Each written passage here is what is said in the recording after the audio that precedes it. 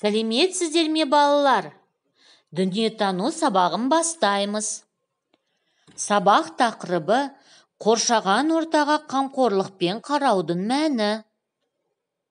Сабақ мақсаты нысандарды кеңістікте бір-біріне қатысты орнын анықтау. Бүгінгі сабақта сен қоршаған ортаны қорғаудың шараларын білетін боласың. Және қай жерде тұрғаныңды шартты белгілерге қарап анықтауды үйренесің.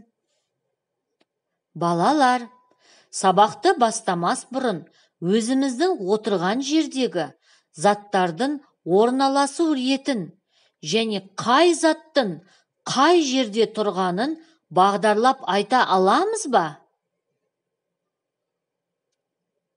Жарайсыңдар.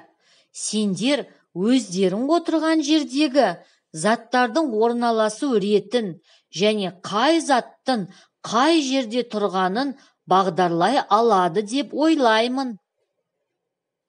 Сонымен қатар, сол нысандардың атауын дәл тауып суреттеп айта аласыңдар. Ал осы нысандар, яғни заттар бізді не істеп тұр? Өте керемет, бізді қоршап тұр екен. Олай болса, қоршаған орта дегенімізді қалай түсінесіңдер? Тамаша, қоршаған орта дегеніміз бізді қоршаған табиғи және жасанды нысандар. Басқаша айтқанда, өлі және тірі табиғат екен. Оларға жер, су, ауа, жануарлар мен өсімдіктер жатады. Балалар, келесі суретке назар аударайық. Осы суреттер қоршаған ортаға жата ма? Дұрыс айтасың, әрине жатады. Себебі мұнда адамдардың өмір сүру аймағындағы табиғи және жасанды заттар бейнеленген. Мысалы, осы суретте бейнеленген егіс алқабы, тау баурайындағы сұлу табиғат, көлік қатынасына арналған тас жолы, Ақорда, алаулап батып бара жатқан күн бейнесі. Міне, осының барлығы біздің айналамызды қоршап тұр. Демек, бұлар қоршаған орта екен. Жарайсыңдар, сендер қоршаған орта туралы өз білімдеріңді нақтылай түстіңдер. Бізге өмірде кейде айналамыздағы барлық заттарды бағдарлай білу қажеттілігі жиі туындайды. Ондай жағдайда маңайымыздағы заттарға көңіл аударуға, сол арқылы табиғат аясында, далада, ауылда бағытынды бағдарлауға тура келеді. Енді нысанға сүйене отырып, өзің тұрған жерді анықтау мақсатында берілген мына суретке көңіл бөлейік. Бұл суретте басты нысанға нені алар едің? Неліктен? Жарайсың, басты нысанға бәйтеректі аламыз. Себебі бәйтерек көзге алыстан көрінеді және сипаттап айтып түсіндіруге жеңіл.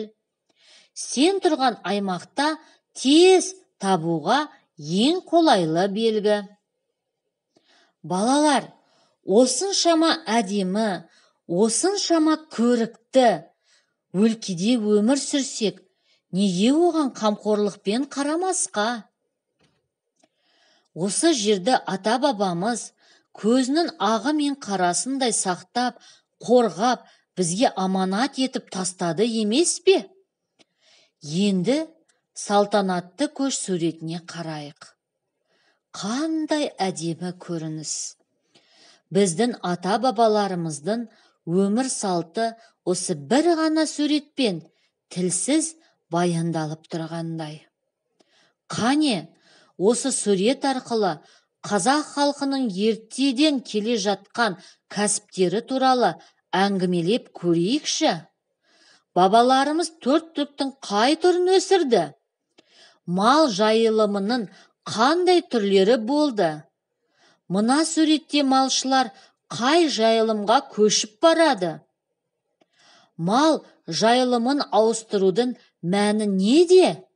Деген сұрақтар аясында әңгіме өрбітейік. Жарайсыңдар. Ата-бабамыз көшіп қонып жүріп, мал шаруашылығын кәсіп еткен.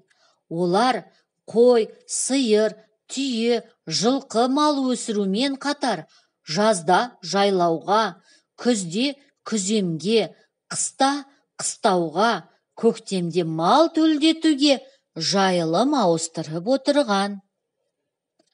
Ал жайылым ауыстырудың маңызы табиғатты тоздырмай сақтау мен қорғауға деген ойдан туындаған екен. Себебі мал жайылымының орнын ауыстырмай үнемі бір жерде отыра берсе, жердің құнары кетіп тозатынын бабаларымыз сол заманда-ақ білген екен. Біз бабаларымыздың табиғатқа деген қамқорлығынан үлгі алуымыз керек.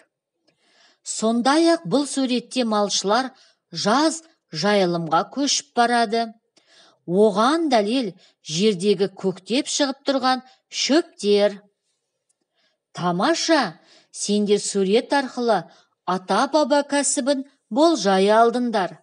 Сонымен қатар мал жайылымының орнын ауыстыру қоршаған ортаны қорғаудың бастығы бөлігі екендігінде білдіңдер. Енді салтанатты көш суреті мен экологиялық проблемалар суретіне назар салыңдар. Суреттердің айырмашылығын салыстырыңдар. Не өзгергенін айтыңдар. Табиғаттың осыншама өзгеріске қандай себептерден ұшырағанын болжаңдар. Кәне, барлығымыз бірге болжайық. Жарайсыңдар. Иә, бірінші суретте жер беті жап-жасыл және көлік түрінде мал жегілгенін байқауға болады. Ал екінші суретте керісінше жер беті тозыңқы, құнарсыз. Орман ағаштары бей-берекет қырқылған. Сонымен қатар жер бетінен жойылуға шақ қалған жануарлар мен өсімдіктер бейнесін байқаймыз. Ал зауыт фабрика мұржаларынан шыққан қою түтін ауаға көтеріліп жатқанын, табиғи су ластанып тартылған су жағасында қоқыстар көптеп тасталғанын байқаймыз. Бұдан шығатын қорытынды адамдардың табиғатқа, қоршаған ортаға деген жанашырлығының жоқтығы. Осы салғырттықтың кесірінен, өз өмірлеріне төнген қауіпті елемеуінен, экологиялық мәселелер бірінен кейін бірі көрініс тауып жатқандығын аңғару қиын емес. Тамаша, сендер экологиялық себептердің туындауын болжай алдыңдар. Ал бұл сурет қоқыс төгу аймағы екен. Шынында да қоқысқа қатысты мәселе экологиялық проблемаға неге айналды? Экологияны қалай тазартуға, жасылдандыруға болады? Мәселені қай жағынан бастап оңалту тиімді? Ал сенің қандай ұсынысың бар? Енді осы сұрақтар төңірегінде әңгімелеп көр. Жарайсыңдар. Шынында да бұл суретте тұрмыстық қалдықтар ешбір іріктеусіз қоқыс алаңына тастай салынған. Мұнда тамақ қалдықтарынан бастап күллі тұрмыстық тұтыну заттары болуы әбден мүмкін. Қағаз, пластик, шыны, темір, тағы да басқалар. тамақ шырындысы газ бөлсе, химиялық қалдықтар жүздеген мыңдаған жылдар бойы шірімейтіні белгілі. Олар адамдардың, жан-жануарлардың тіршілік етуіне кері әсер тигізеді. Олай болса, экологияны тазарту мақсатында қоқыстарды іріктеп қайта өңдеуге жөнелту тиімді тәсіл болар еді. Тамаша. Мұнда тұрмыстық қалдықтар бейнеленген, және қайсысы 10 ғасырға жуық уақыт ыдырамай қалпын сақтап тұрады деп ойлайсың? Ойланыңдар. Дұрыс айтасыңдар. Мұнда қағаз, темір құты, әйнек, ескі аяқ киім, пластикалық құты сияқты түрлі тұрмыстық қалдықтар бейнеленген. Ал осы тұрмыстық қалдық ішінде 10 ғасырдан артық уақыт шірімейтін әйнек. Балалар, қоршаған ортаға қамқорлықпен қараудың мәні тек адамдарды ғана қауіп-қатерден қорғау, сақтаумен шектелмейді. Айналамыздағы табиғи орындарды, жануарлар мен өсімдіктерді де қорғауға алу біздің адамдық борышымыз. Олай болса, мына сурет арқылы сабағымызды қорытындылайық. Мұнда Қазақстандағы қызыл кітапқа енген жануарлар мен өсімдіктер көрсетілген. Өздеріңнің табиғатқа қаншалықты жақын екендіктеріңді көрсетуге зор мүмкіндік.